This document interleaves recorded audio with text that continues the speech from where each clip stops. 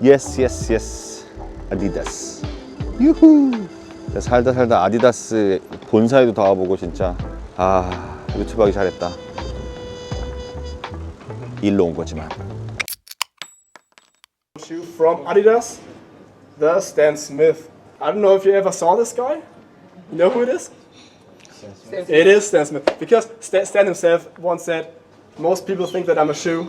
And I gotta be honest with you, I didn't know that he was a successful tennis player back in the days. So he was, and the Stan Smith shoe was a sports shoe. It was a tennis shoe before it became a fashion icon, and it got a lovely story. Stan Smith shoe was not always the Stan Smith shoe, but it was called the Robert Ayer shoe. Robert Ayer was a French tennis player who also won some big titles and had his own signature shoe with Adidas. Back then, Adidas tried to get a little bit on the American market as well. And Robert Ayer, obviously from France, was a successful player, but there was also this young guy becoming better and better called Stan Smith from the States. Then the son of Adi, Horst, had this idea during the French Open to get in contact with Stan and say like, hey, listen guy, we wanted to sign you, we wanted you to wear our shoes to spread our brand also in the States. You got the potential for that, you got the potential to spread our name and wear our shoes. And then the French Open appeared to play, and the Robert Ayer shoe was sold, but the Stan Smith shoe just escalated. Everyone wanted to have the Stan Smith shoe. And so it appeared that the Robert Ayer shoe over the years became the Stan Smith. And we only had Stan Smith in there. There is a lovely story about it because every Stan Smith got his picture of him on it, on the tongue. There is a story told, I can't promise it's true, but I like it, that's why I tell it. Stan wears always a mustache. That's what he's about. He's always like that. And the story tells that when Adidas went to his basement back in London, and took the picture, he shaved himself the day before. So the first pictures on the shoes were without a mustache, and it was fine. And Stan then reached out to the company and said like, hey, that's a big honor for me. I got my own signature shoe and everything's fine. The only thing is, normally I wear a mustache, and right now with all the shoes I don't, so the people won't recognize me anymore. Can we do something? And it's told that Adidas used the Photoshop of the 60s and 70s to just take the block and sign the mustache in it. So every shoe got the mustache. It's drawn. Right now he's a bit older on those shoes, so they obviously have some new prints. But yeah, this is the first story about this Smith, which is the most Adidas sold shoe ever. All right, and then coming to our latest one. The SL72 is, and I'm not quite sure why we got the 75 down there, basically created for the Olympics in Munich in 72. SL stands for super light, so it's a very, very light shoe. It is not a running shoe or a sports shoe, performance shoe. It was a fashion shoe from the very beginning on. For the official German Olympic outfit for the team.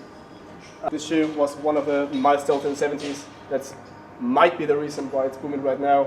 Talking a little bit more about fashion, you might heard her name already. Stella McCartney might be a thing. You know her? At least the name, okay? So she's a designer. She was one of the very first big collabs with Adidas, creating really like high fashion stuff. The summer shoe, which is basically in Germany stereotypical one with socks on it. But yeah, not everyone is wearing socks with the Adidas. But the story about it is quite lovely because Adi created those shoes especially for the German national football team where they had the World Cup in Mexico. And they were basically on their own camp. So no one from the outside was invited, no one from the outside could get in. And Adi really created those shoes for the team to wear because he was, also Adi was aware of when you wear the football shoes the whole day, it's getting kind of tough, so you have to wear something in the shower to just relax your shoes a little bit. And the players loved it. The players wore them the whole time. Obviously media was there in the camp as well. So there appeared to be some pictures in the papers, and the German people were wondering what are those shoes? They're excited. We want to have them as well. It took 4 years, and the first Adidas came out on the market for everyone to get in 1972. Lovely story about that is that it's kind of stereotypical that German people really like wear sandals with socks in it, and the German players really wore it like that. So they had those socks until here, and then wore the Adidas. So And maybe, I guess it changed a little bit, but back in the days it was like that. And yeah, you see the evolution. We got some for women, obviously. We got the blue one for men. It was always the blue for men, the red one for women. And then some newer versions with the Pokemon one, J-Swings. Also different material to see like if it's more comfortable or not.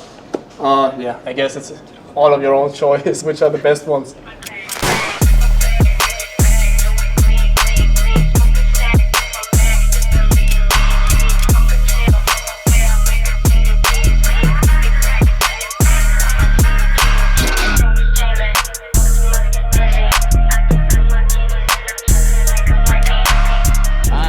여긴 뉘른베르크 성당입니다. 호떡.